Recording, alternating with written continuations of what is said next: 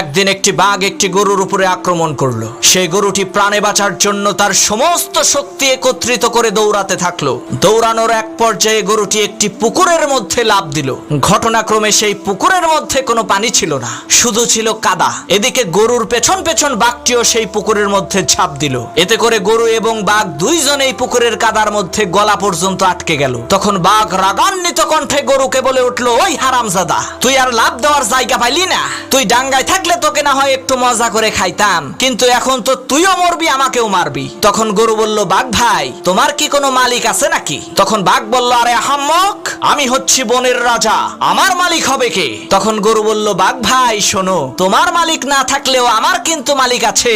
সন্ধ্যাবেলায় আমার মালিক আমাকে এখান থেকে উদ্ধার করে নিয়ে যাবে, আর লোকজন জড়ো করে আনন্দ উল্লাস করতে করতে তোমাকে পিটিয়ে মারবে।